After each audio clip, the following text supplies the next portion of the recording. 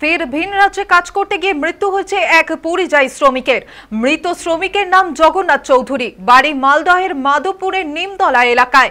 পরিবার সূত্রে জানা গিয়েছে আর্থিক সমস্যার কারণে প্রায় 4 মাস আগে হায়দ্রাবাদে কাজের সন্ধানে গিয়েছিল জগন্নাথ। গত শুক্রবার হঠাৎই গুরুতরভাবে অসুস্থ হয়ে পড়েন তিনি।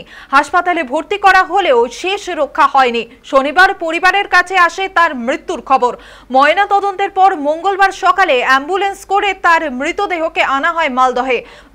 জগন্নাথ পরিবারে রয়েছে স্ত্রী এবং 2 কন্যা সন্তান। হঠাৎই মৃত্যুর ঘটনায় শোকের ছায়া নেমে এসেছে গোটা এলাকায়। তবে পরিবার সূত্রের দাবি, ঠিকাদার সংস্থা এবং অ্যাম্বুলেন্স চালকের কথা রয়েছে একাধিক অসঙ্গতি। এমনকি ঠিকাদার ঘটনাস্থলে উপস্থিত না হওয়া পর্যন্ত তারা অ্যাম্বুলেন্সকে আটকে রাখে। এখন পরিবারের দাবি, জগন্নাথের মৃত্যুর প্রকৃত কারণ ও ঘটনার আসল সত্য সামনে আনা হোক।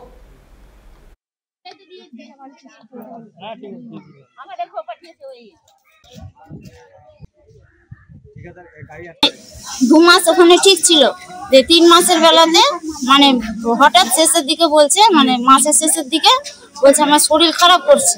তারপরে আমি আর কিছুই জানি না। এইভাবে ওরা মানে আমার স্বামীকে করেছে, কিন্তু আমি তো আর জানি না। কিন্তু আমি জানি আমার স্বামীকে ওরা মেরেই ফেলেছে, মেরে ফেলা হয়েছে। আজকে বডি এসেছে, পাঠিয়েছে, কিন্তু কাগজপত্র সেরকম ডকুমেন্টস কিছুই নাই। আপনার স্বামীর নাম কি? জগন্নাথ চৌধুরী। হঠাৎ করে খবর আসে যে অসুস্থ হয়ে গেছে। অসুস্থ হয়ে হায়দ্রাবাদে শ্রেয়া হসপিটালে অ্যাডমিট হয়। অ্যাডমিট হওয়ার পরে বলছে সেখান থেকে সুস্থ হয়ে গেছে। আমরা ওকে নিয়ে বাড়ি আসছি। বাড়ি এসে রাত্রে বলছে 10:30টায় ট্রেনে উঠেছি।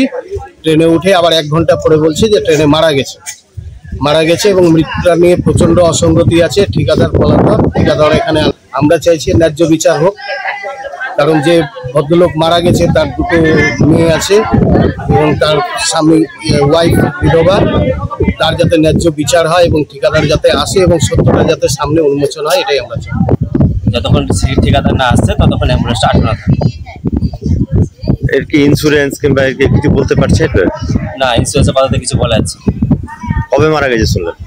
কারণ শনিবার মারা গেছে।